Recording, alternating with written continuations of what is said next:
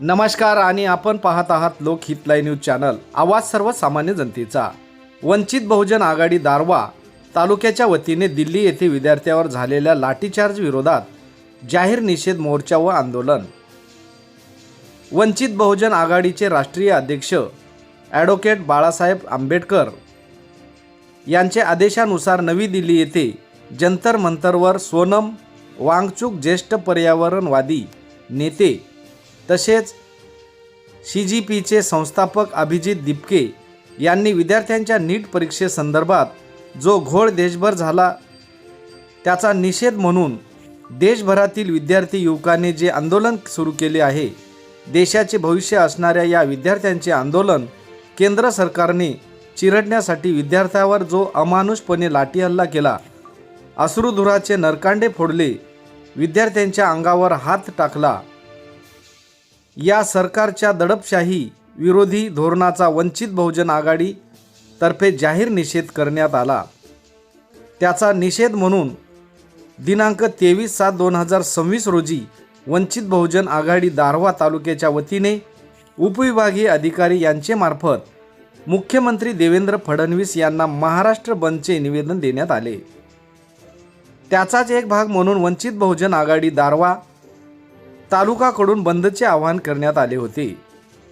यावेळी दीपक जाधव जिल्हा सदस्य, सदाशिव तायडे दारवा तालुका अध्यक्ष, अविनाश गुरुदे, शंकर धावणे, गौतम मुजमुले, जगदीश चिटणीस, आनंदराव खडसे, प्रकाश चव्हाण, रामहरी सोनवणे, दिलीप बर्डे, साहेबराव कांबळे, अनिल वीर, BS रंगारी, RD मनोहर, वनिता वीर, वनिता सूर्यवंशी, नंदा पेढे, पुष्पा मनोहर, विमल धावणे, नर्मदा बेंद्रे, बेबीताई मुदाने, सुशीला खडसे, दीपाली बनसोडे, वंदना रंगारी, प्राध्यापक सिद्धार्थ गायकवाड, संतोष खडसे इत्यादी आंदोलनकर्ते उपस्थित होते। लोकहित लाईव्ह न्यूजसाठी दारवा तालुका प्रतिनिधी ज्योतिताई रोकडे। सुरू झाला त्या विषयावर आम्ही आज दारवा येथे वंचितच्या वतीने हा मोर्चा काढण्यात आला आहे आणि ज्या मुलांचा काहीही गुन्हा नसून त्यांच्यावर पोलिसांनी लाठीचार्ज केला, त्यामध्ये 200 ते 300 विद्यार्थी जखमी झाले आहे। त्यातले 2 विद्यार्थी, एक विद्यार्थिनी आपला जीव गमावा लागला आणि हे सर्व भारतातून आलेले सर्व विद्यार्थी हे आपले विद्यार्थी आहेत, आपले मुलं आहेत आणि या मुलांसाठी आपण हा मोर्चा काढलेला आहे।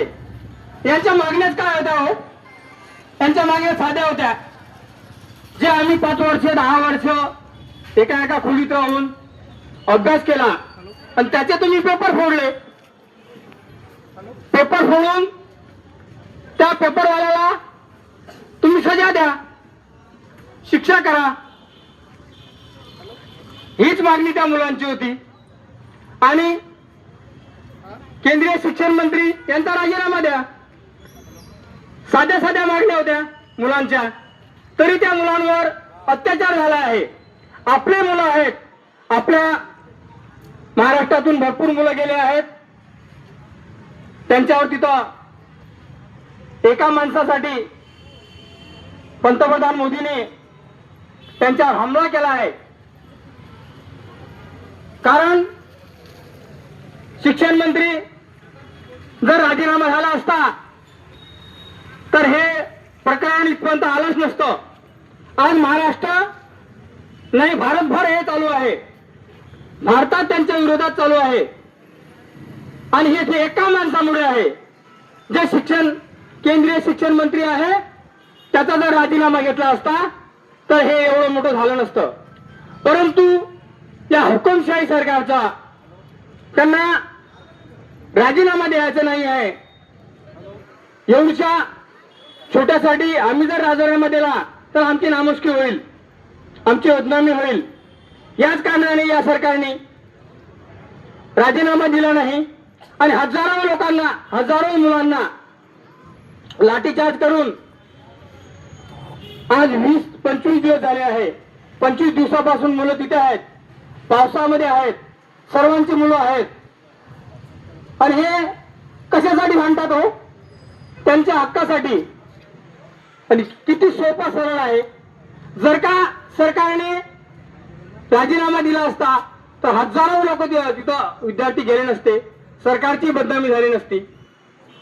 आज युवा पिढी जी आहे त्या युवा पिढीला न्याय मिळवण्यासाठी प्रत्येक शहरातून, खेड्यातून, गावातून, महाराष्ट्रातून, विदेशातून सर्व विद्यार्थी तिथं आले आहेत.